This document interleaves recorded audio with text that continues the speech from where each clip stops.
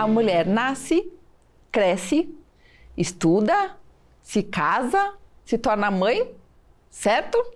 Depende. Nem para todo mundo essa é a ordem natural das coisas. Hoje nós vamos falar sobre as mulheres que não querem ser mães e sobre o respeito dessa escolha delas. Para conversar com a gente, no Entre Elas de hoje, nós estamos recebendo a Tatiane Baggio, que está aqui ao meu lado, que é mestre em psicologia e servidora pública, a Raquel Duarte, que é advogada e professora no curso de Direito da Universidade de Caxias do Sul, e a Aline Passuelo de Oliveira, que é professora de Sociologia da UFRGS. Meninas, obrigada por estarem com a gente. Nós vamos falar um pouquinho desse tema, dessa ordem natural das coisas, que parece ser natural, mas que na verdade é uma escolha, e de tudo que está em torno disso, né? Tudo que as mulheres às vezes têm que escutar por optarem não ser mães. Eu vou começar então pela Raquel, né? Raquel, sei que tu já trouxe alguns números aí também. Se puder nos dar uma opinião do que tu acha desse assunto, né? Porque então, historicamente, até então, o certo era casar, ter filhos. E hoje, a gente vive um novo movimento. E falar um pouquinho desse movimento das mulheres que não querem ser mães. Perfeito. Então, cumprimentar minhas colegas que estão aqui junto nesse momento. Agradecer o convite, em primeiro lugar. E um recado, assim, que eu sempre acho importante iniciar quando a gente faz qualquer tipo de debate que envolve temáticas relacionadas aos direitos das mulheres, né? Algumas conquistas, alguns temas polêmicos, alguns temas que ainda são um tabu na sociedade, né? A primeira coisa que eu costumo dizer é: a gente não pode tratar esse tema na primeira pessoa do singular. Eu acho que a gente não pode falar só sobre a minha perspectiva, sobre o eu, né? Eu acho que cada mulher e cada cidadão, mulher ou homem, enfim, precisa enxergar na primeira pessoa do plural. A gente está falando de uma coletividade, a gente está falando das mulheres no geral, e a minha opinião sobre isso pode não ser a opinião da maioria ou de um grande coletivo das mulheres, né? Então eu costumo dizer: muitas vezes não importa o que eu, Raquel, fiz como opção da minha vida, mas sim o direito que cada mulher tem por optar e decidir sobre a sua vida, né? E essa é uma dessas temáticas. A gente sai do eu para falar do nós, né? E eu tô aqui para falar sobre o nós, sobre o direito das mulheres de decidir quando querem e se querem, né, optar pela maternidade. E aí muitos estudos vêm mostrando que essa decisão vem sendo uma decisão muito difícil para as mulheres nos últimos anos, talvez já nas últimas décadas, né? E aí a gente precisa falar sobre a imposição da maternidade, sobre o custo da maternidade, sobre a responsabilidade da família. Tem várias temáticas que envolvem essa decisão, né? O certo é que vem crescendo nos últimos anos uma geração, eu diria, né? Essa geração, inclusive, do ponto de vista do estudo, ela tem até um nome, é uma geração no mother, no more, né? No more, onde um grande percentual de mulheres estão, sim, optando por não serem mães, né? Tem uma pesquisa que saiu recentemente que mostra que de 1980 para 2016, o número de mulheres que têm filhos diminuiu de 4 para 2, caiu 50%.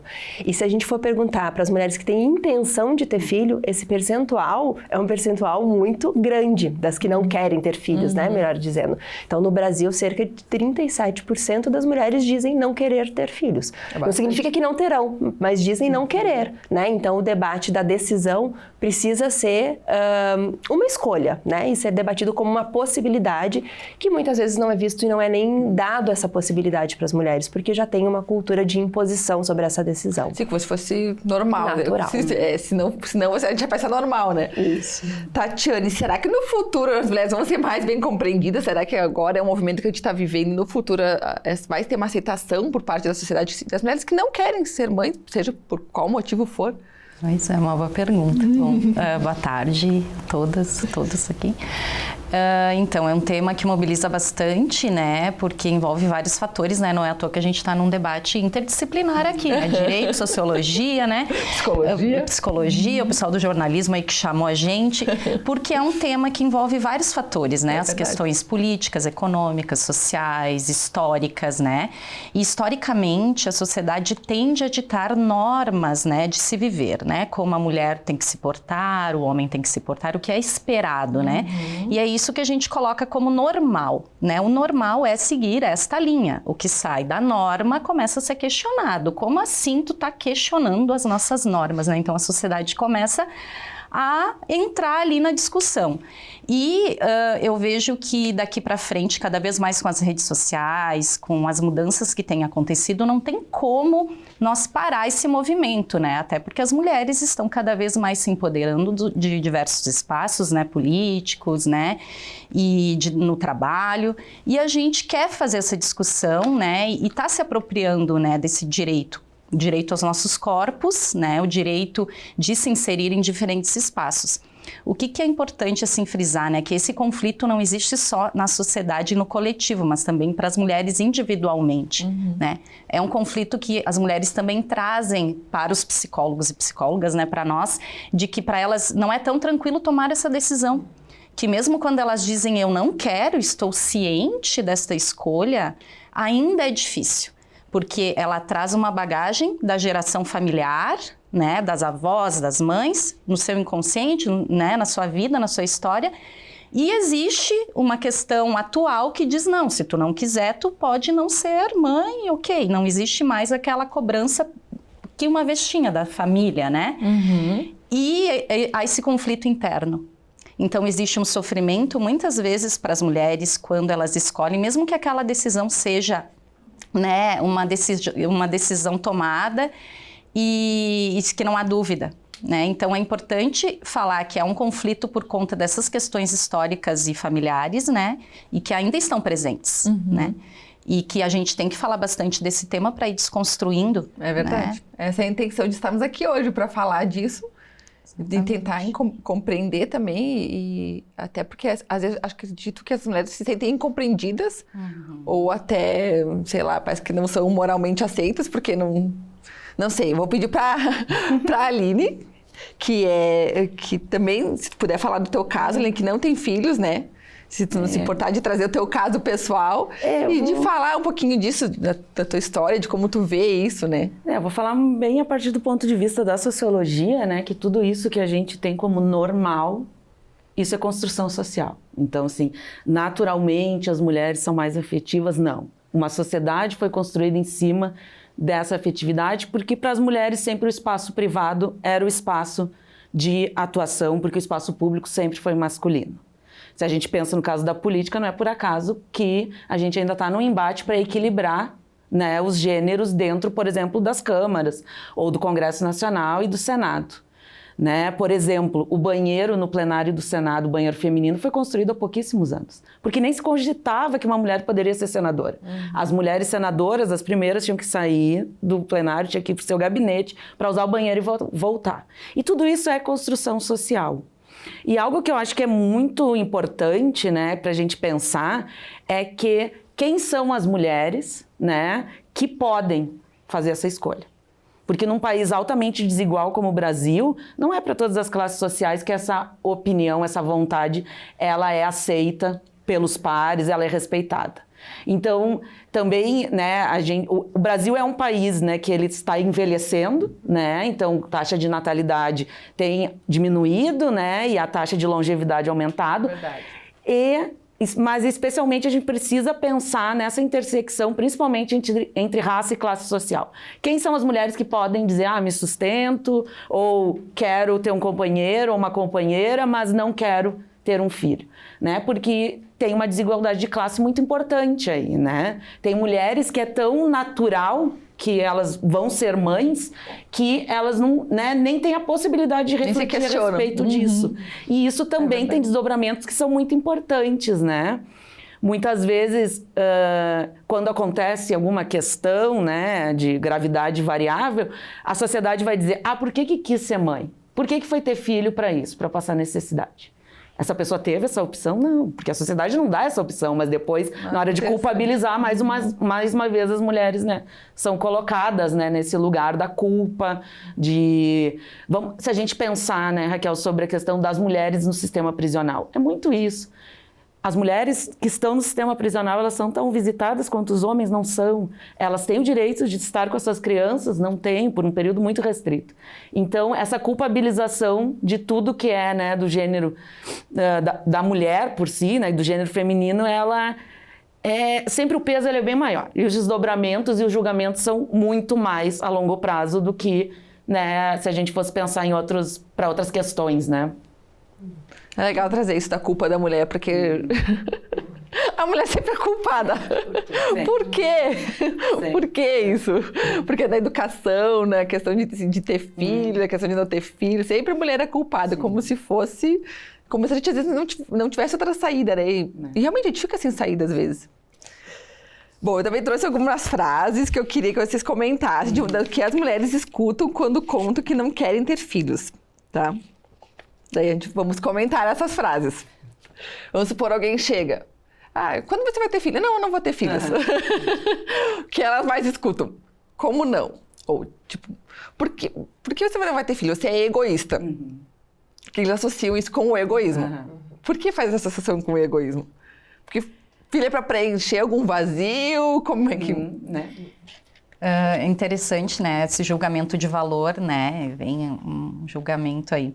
As mulheres foram criadas, né, historicamente, para cumprir também uma função social de cuidado, né? Sim. E essa associação da mulher com o cuidado e a atrelar a identidade e a personalidade dela, a formação com os cuidados que ela tem, ou seja, com o pai, com a mãe, com cuidar dos filhos, cuidar do marido, né, cuidado com a casa, né, quem adoece, quando alguém adoece na família, quem que cuida, né, quem era eleita para cuidar dos pais idosos, sempre uma mulher dos filhos, tinha 11 filhos, né, uma era eleita para cuidar dos pais idosos e, bom, essa pessoa às vezes não saía de casa, não casava, não tinha filhos, porque ela foi eleita, né, a cuidar dos pais. Então, essa associação com a figura a mulher é uma cuidadora. Então, quando a mulher diz assim, não, eu escolhi não ter filhos, nossa, tu é egoísta, tu só tá pensando em ti, não tá pensando no outro, né? Não pensa no outro também, Quem né? que vai cuidar de ti? Isso, quem vai cuidar de ti? Isso que eu ia comentar, né, Tati? Porque olha a lógica do pensamento egoísta, né? Então, quer dizer que eu tenho que ter um filho para cuidar de mim na minha velhice. Como se fosse uma garantia, mas não quem tá sendo egoísta nisso? Quem decide não ter um filho ou quem acha que tem que botar um filho no mundo para cuidar de si próprio, né? A inversão de valores então eu vou ter um filho para colocar já a carga nele de que ele tem que cuidar de mim, de que ele tem que cuidar dos mais velhos quando ficarem doentes. Então a sociedade faz a gente pensar dessa maneira, né? E essa questão da culpa, a culpa vem de todos os lados, vem para quem não decide, para quem decide não ser, para quem decide ter muitos, para quem decide ter poucos, porque daí se tu tem mas tu teve só um, coitada dessa criança, vai ficar sozinha, vai ficar só para ela cuidar de ti. Então a culpa tá sempre em torno da gente e a gente tá sempre aqui se flagelando e, né, entrando dentro dessa lógica. E aí, quando a gente fala dessas pautas, né, trazer essa conscientização é o mais importante. Porque a gente acaba pegando um pouco a culpa, por mais que a gente tente, às vezes não sair ilesa disso, não tem muito como, né? E essa imposição do cuidado, né? Claro, aqui a gente está falando da pauta de mulheres que decidem não ter filhos, mas vamos pensar nas mulheres que têm filhos.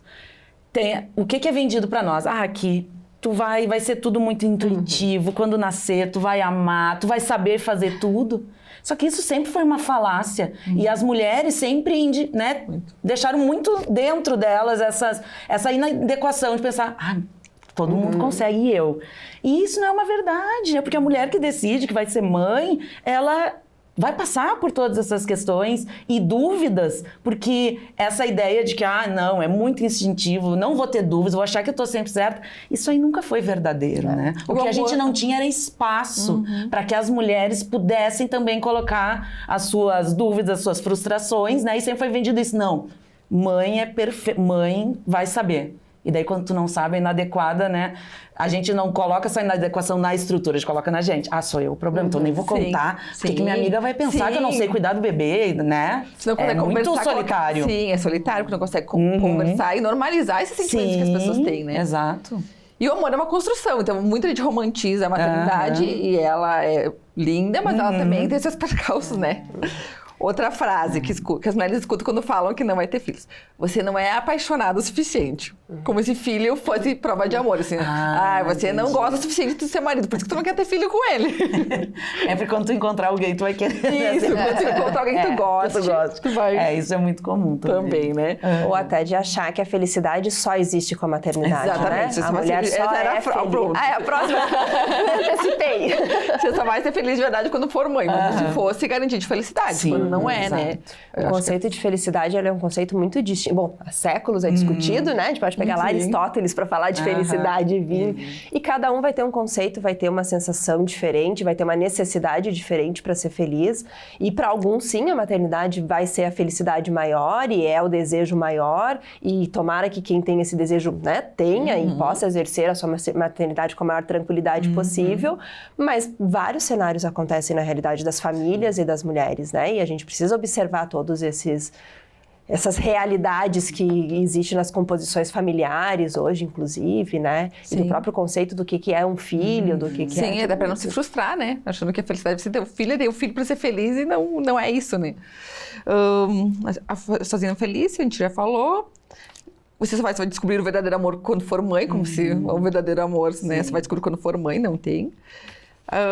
Você é nova ainda, quando as pessoas são muito jovens. Você é muito nova ainda, vai mudar de ideia, né? Então, tem toda essa questão etária também. Porque para as mulheres mais velhas, que já decidiram lá atrás não ter filho, nossa...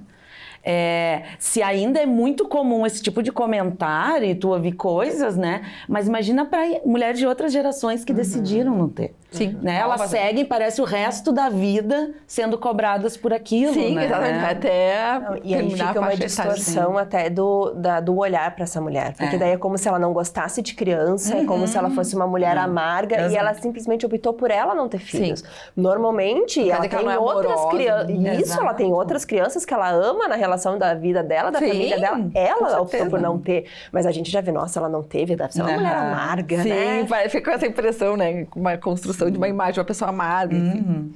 Então, você é nova ainda, assim, como se a pessoa que fosse jovem não tivesse a capacidade de tomar uma decisão para a vida, né? Uma geração que foge da responsabilidade, né? Que mulher sem filhos é uma mulher incompleta. Quem vai ser o herdeiro? Tem essa. Tem esse lado que vai para o lado mais material.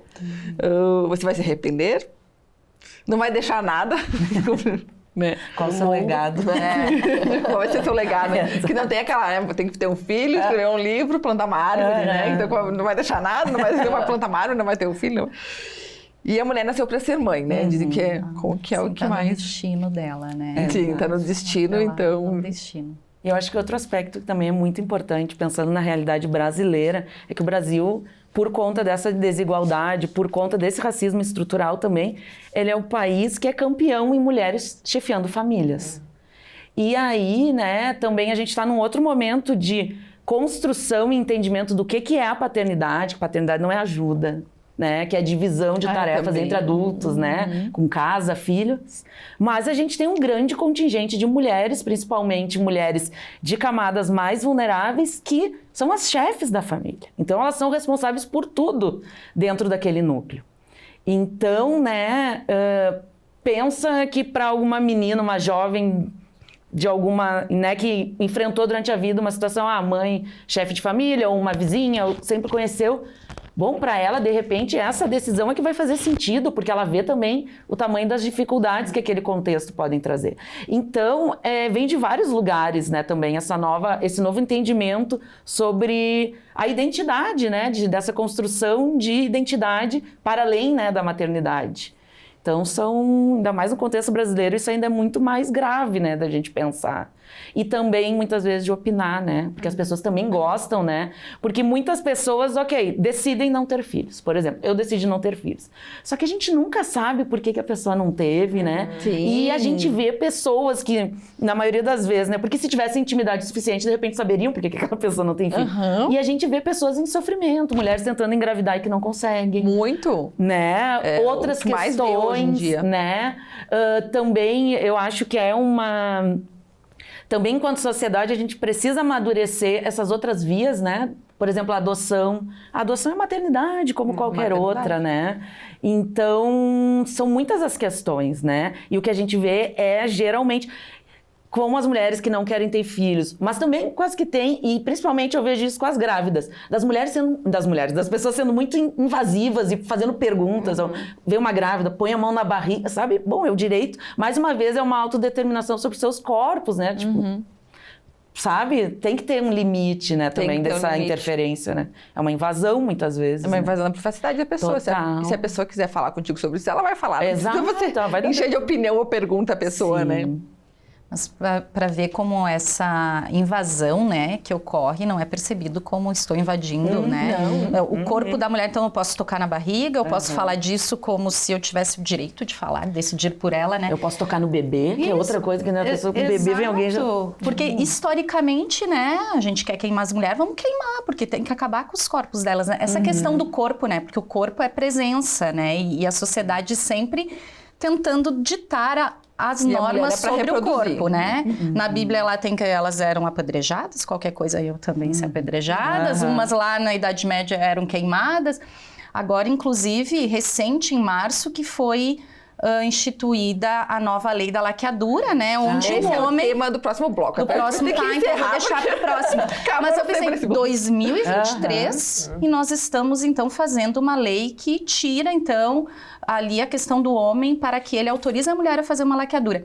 Então, esse ditar sobre o corpo da mulher e se achar no direito de tocar, né? Isso daí é bem mais amplo do que o tema da maternidade, né? Mas perpassa isso também. Sim, então nós vamos explorar um pouquinho mais a fundo no próximo bloco.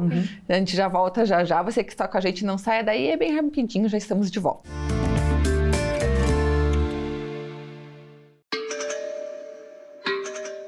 Quem nunca ouviu a expressão "a coisa tá preta" quando alguém quer se referir a alguma situação ruim? Saiba que essa é uma expressão racista que denota preconceito ao associar algo desagradável ao grupo de pessoas negras. Por isso, nunca diga "a coisa tá preta" quando quiser descrever alguma coisa difícil ou complicada.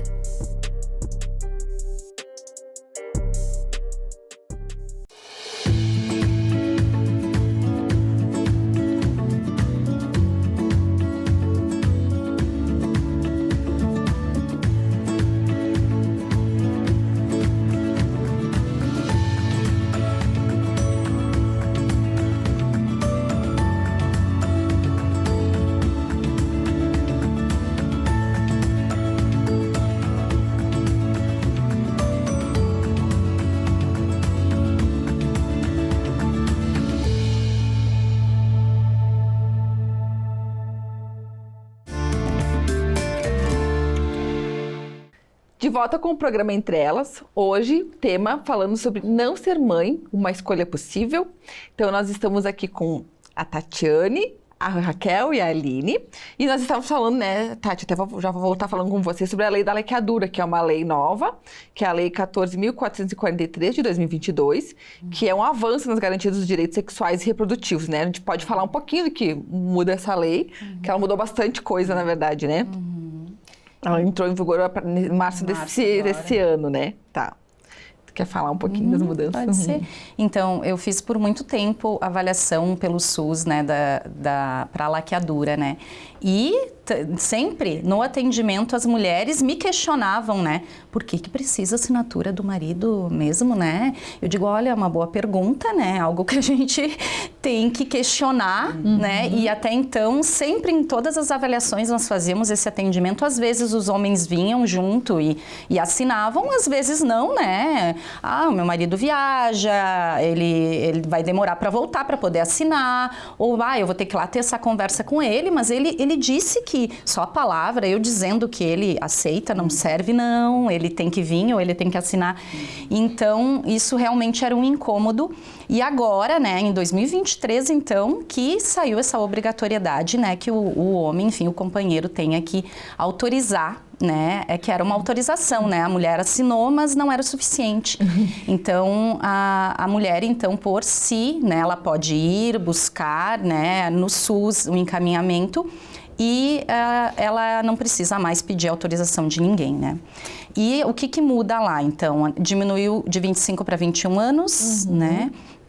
Também tem uma questão que antes no parto não podia se fazer o procedimento. Sim. E hoje é possível ser feito. Então, a mulher, 60 dias antes, ela fala, né, que quando ela fizer o parto... Tinha que ter pelo menos 2 filhos também antes, isso? Isso. E aí, então, agora mudou um pouquinho, né? Com 21 anos, né? Essa questão dos filhos também pode ser avaliado, dependendo do caso, né? E essa questão do parto, né, ela pode fazer também, né, e não precisa mais da autorização. Então, né, um avanço, né, mas a gente se questiona ainda. Em 2023 isso está acontecendo. Né? Mas o que representa essa mudança na lei? O que representa para nós, né, como mulheres? Eu penso assim, o Brasil, na verdade, ele se adequou e ele copiou modelos que já existiam em outro país em relação à laqueadura, né? Já tinha essa regra, alguns países com a maioridade, a partir dos 18 anos, né? Então, a gente se espelha em alguns exemplos que já existem no mundo para fazer a nossa legislação aqui, que era extremamente antiquada, que era um resquício da sociedade patriarcal que ainda existe, né? Porque é isso, era o que a gente comentava na hora do intervalo aqui, né? Todo mundo decide sobre o corpo da mulher. A última a ser ouvida é ela, né? A última que tem, de fato, o poder de decisão sobre o seu corpo é a mulher. O Estado decide, a igreja decide, o marido decide, né? Dentro da ideia do pátrio poder, e ela é a última a ser escutada, e agora as coisas começam a mudar, muito por luta de um movimento feminista que há décadas vem denunciando, né? O corpo é meu, minhas regras, não viola. E aí mas e o pai não tem direito? Então vamos discutir responsabilidade paterna também, né? Porque a gente está discutindo sempre a responsabilidade materna, do decidir ou do não decidir é nossa. Vamos discutir a responsabilidade paterna porque tem muita coisa para a gente discutir aí. Antes a gente falava no primeiro bloco, vou fazer só um parênteses aqui, da questão da economia que a Aline trouxe, né? Um dos fatores que faz com que as mulheres hoje decidam pela não maternidade, não tenho dúvida que é o fator econômico. A gente está no mundo capitalista onde, né, cada vez mais os recursos financeiros são necessários para tu ter um mínimo de dignidade, né, na vida. Então, o fator financeiro é um fator que influencia, né? Se a gente colocar na ponta do lápis o custo que é ter um filho, pensando só no fator econômico, né? A gente pode levar outros fatores emocionais, psicológicos, enfim. Mas só o fator econômico, a gente vai ver essa questão de que as famílias são chefiadas por mulheres. Né? Então, quem arca de fato com o boleto do custo econômico de um filho? São as mulheres. E tem um dado, uma estatística que mostra que, gente, existem 65 prisões por dia de pai que não paga pensão.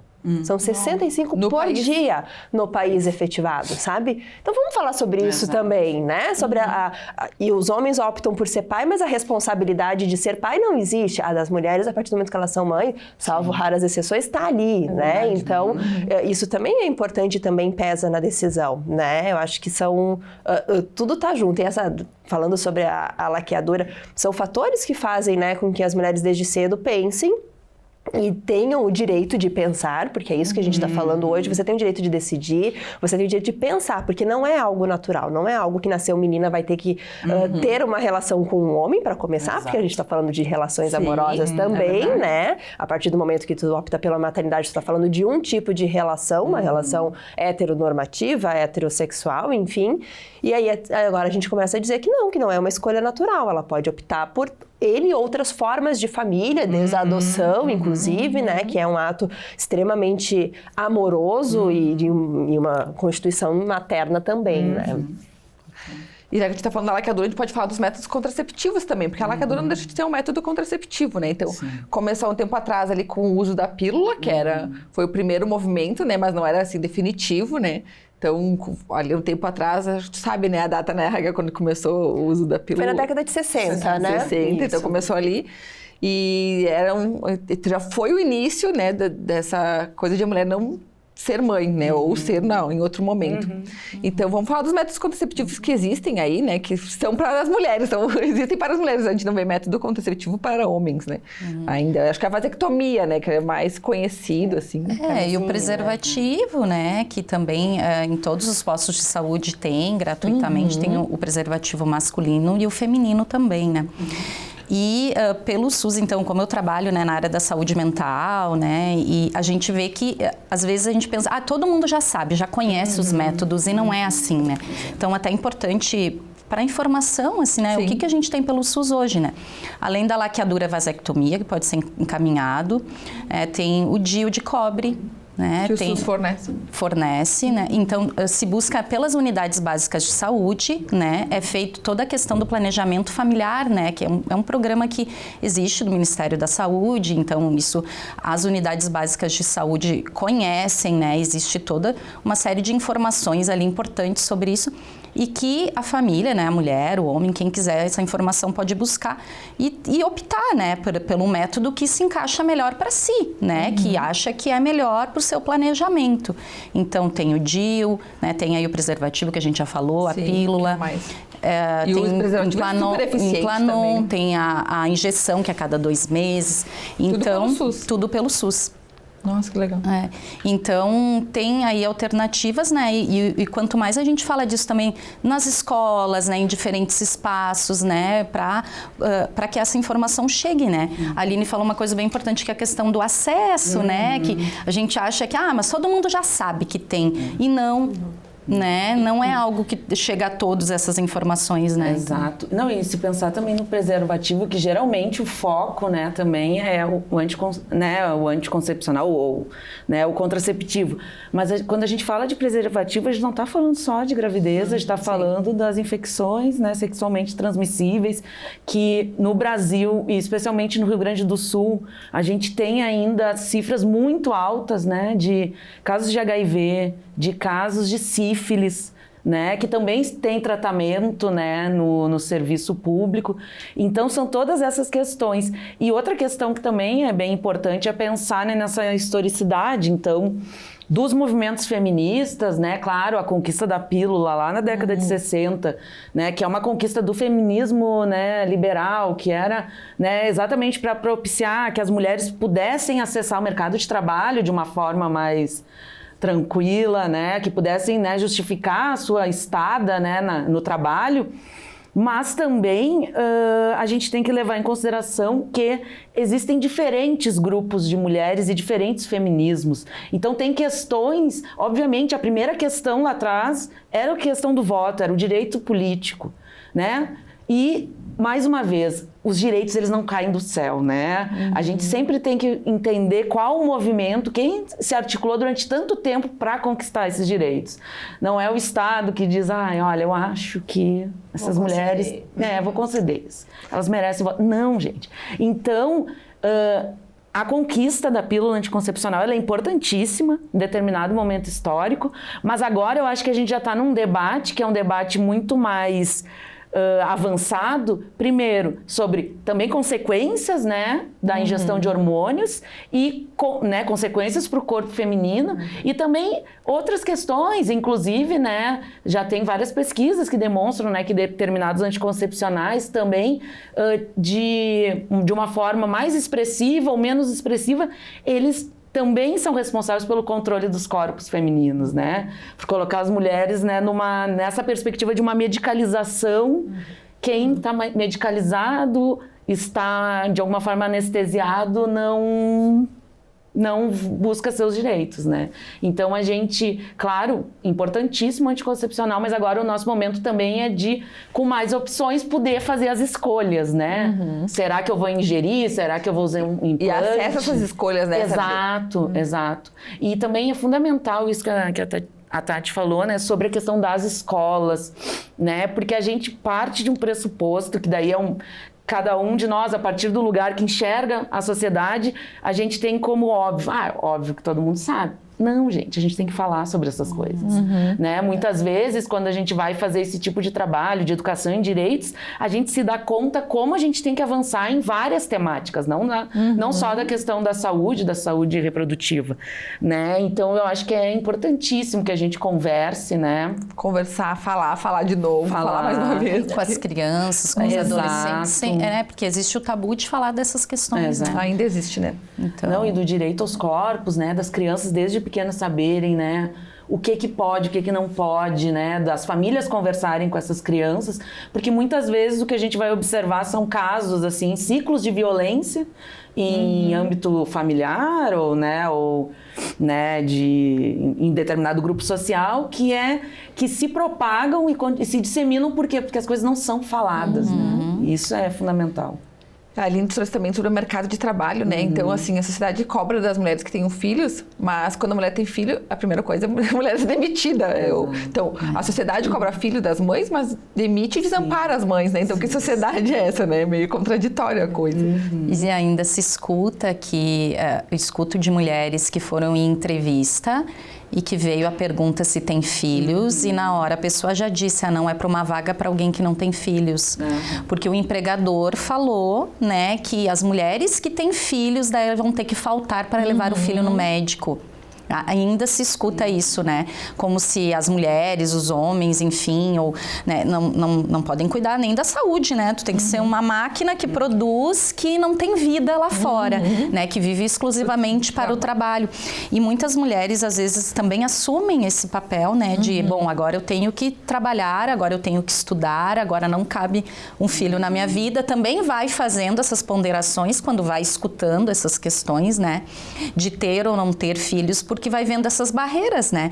Mas aí eu não vou conseguir o trabalho se eu tiver um filho, né? Mas vai ser mais difícil. E eu acho, Tati, que nessa perspectiva de que está baixando o nível de natalidade, né, nos países, a gente já viu que as famílias estão tendo menos filhos ou não tendo filhos e está dentro do direito de decidir, mas se não tiver uma política pública que dê o mínimo de amparo para isso, as mulheres cada vez vão decidir menos, né? Elas já se colocam um monte de questões, aí se ela vai ver que ela não tem creche, que ela não tem condição financeira, que ela vai sofrer uma retaliação no trabalho dela, é óbvio que daí são fatores externos que estão influenciando na decisão dela, porque tem aquelas que por vontade não querem ter, ok, não faz parte do meu sonho ser mãe, não está na minha realização, ok, essa não vai mudar independente das políticas, porque ela tem o direito de pensar assim.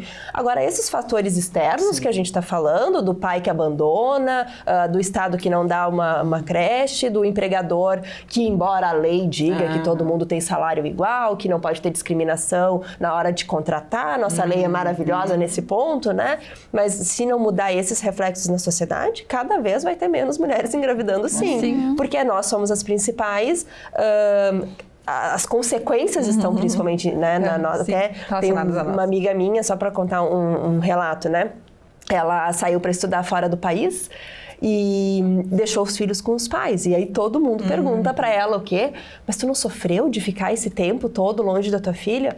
E ela disse, sim, senti saudade, mas quer saber, foi muito bom. Eu consegui estudar, eu consegui desenvolver minha tese, eu consegui fazer um monte de coisa. E ela tem o direito disso, né, gente? A criança ficou com quem? Com o pai, sabe? Não tem problema nenhum nisso, né? Então, e às vezes a gente não se dá essa opção, não se dá essa escolha. O mais normal é ver o homem fazendo isso, né? Isso aí, os homens fazem com muita tranquilidade, inclusive, né? Quando tem que sair para pegar uma proposta de emprego e tal, vai. Quando uma mulher faz isso, a sociedade olha do tipo, mas tu conseguiu? Que culpa? Tu não ficou com culpa? Sem os filhos, e daí tu imagina, a longo prazo, o benefício disso para essa criança, de saber que a mãe dela, ela foi lá e fez, e tá tudo certo, a relação continua a mesma, não enfraqueceu nada. A criança é independente, conseguir ver que consegue ficar bem, ok. Exato. Outra coisa que eu quero comentar com vocês antes de a gente encerrar o programa, é dos casais que às vezes tem um que quer ter filho e o outro não. Eu acho que é interessante a gente falar, porque acontece muito de às vezes começar um relacionamento, não falar sobre isso, porque ama a pessoa, ou acha que ela vai mudar de ideia, não quer criar um conflito no relacionamento. Depois a gente vê. Isso pesa, né? Isso é uma coisa que acontece, né? Então, às vezes as pessoas querem ter um filho só, não querem mais ter dois, às vezes. Ou às vezes é um limite, às vezes as pessoas acabam se separando sim por causa disso. Sim. Porque a gente abre mão, a gente cede em relacionamento, mas tem que ver o nosso limite, né? Nessa história. Assim como mudou as configurações da relação da mulher, a questão da maternidade também mudou as configurações das relações, né? Então a expectativa de cada um pode ser diferente, né? Antes se tinha pré-dado que o homem vai ser o provedor, vai casar, a mulher vai ter filhos, vai cuidar da casa, e foi mudando essas configurações, né? Hoje tem casais que então optam por ter os animais de estimação como filhos, né? Outros por não ter filhos, outros por cada um morar na sua casa e vivemos assim e muito bem, não precisa morar junto. Outros querem ir para a igreja, outros acham que não, casamento de igreja não faz sentido, então, né, a união estável, né? Então, existe uma série de possibilidades aí, né, e que ainda a sociedade questiona às vezes, né? Tem que discutir cada uma e por que ele escolhe só ter o cachorro e não ter filho, porque ama mais o cachorro cachorro do que o filho, né? Vem mais, né, questionamentos, né, como assim? Então, vai do casal, né, das pessoas sempre conversarem nas relações, né? Dizer, não, o que tu diálogo, espera, né? o que eu espero. As coisas podem mudar. Eu já vi, tenho, né, atendido pessoas que com 40 anos decidiram, agora eu quero ser mãe. Mas dizem que eu não posso mais ser mãe porque eu tenho 40 anos. E aí nós pegamos o exemplo aí da Cláudia Raia, né, com 54 anos, que teve um filho e toda a discussão que teve, né, ela já era mãe, né, e agora ela quis arriscar. Então, as mulheres agora que chegam numa certa idade que antes não podia ter filhos também estão mudando de ideia. E às vezes, né, nas relações isso também pode acontecer, né? No início agora não queremos, daqui a pouco estabelece uma relação, um começa a querer, aí vamos conversar de novo, né? Então não tem que se fechar, né, no primeiro momento, Exato. dizer, não, mas não quer, então não vamos falar mais. Vamos separar. Viver uma relação é estar constantemente dialogando, né? Saber respeitar a opinião do outro e, bom, se as opiniões são totalmente diferentes... Sim, como a escolha de ter um filho, né, ou não. Eu só queria fazer um comentário sobre isso que a Raquel estava falando, né? Sobre que a grande tragédia da desigualdade social, ela é essa, né? Que se a gente vivesse numa situação de igualdade, as pessoas, com certeza qualquer pessoa poderia dizer, não, eu fiz isso porque eu escolhi, eu quis. Mas... como a importância de que a gente tenha políticas públicas que pensem, porque senão é isso, ninguém mais vai querer, porque se tu vai botar na ponta do lápis, tu vai ver, nossa, mas eu não tenho condição, olha, né, minha condição econômica. Então a grande tragédia da desigualdade é essa, que ela ela permite que algumas classes sociais tenham uma possibilidade maior de escolha e que outras classes não tenham nenhuma, que vão empurrando a vida com a barriga, com as imposições, e é isso porque a sociedade é assim. Então isso, para mim, é o mais grave, assim, né? Então, por isso que a gente tem que lutar pela ampliação e fortalecimento das políticas públicas de saúde, de assistência, de educação, porque é isso. Se a gente pensa no nosso contexto, né, Raquel? E as mães que vão fazer universidade, né? Muitas vezes são mulheres que trabalham o dia inteiro, vão estudar de noite. Elas têm que ter a possibilidade de não só acessar a universidade, mas garantir a permanência, né? Então isso é algo que muitas vezes é desconsiderado totalmente, né? Nós temos muitas alunas que são mães. E aí, né? Que então acabam até abandonando a universidade. Exato. Sim. Porque, né? Sim, porque é Às vezes não tem um amparo. Né? Exato. Bom, a gente encerrou o tempo e foi bastante assunto, né? Parece um tema simples, mas não é, né? É bem complexo, porque envolve um monte de coisas, né? O universo. Então, eu vou agradecer muito a Tatiane, Raquel, Aline, obrigada por compartilhar os conhecimentos de vocês com a gente. Você que ficou com nós até o final, obrigada pela sua companhia e até um próximo Entre Elas.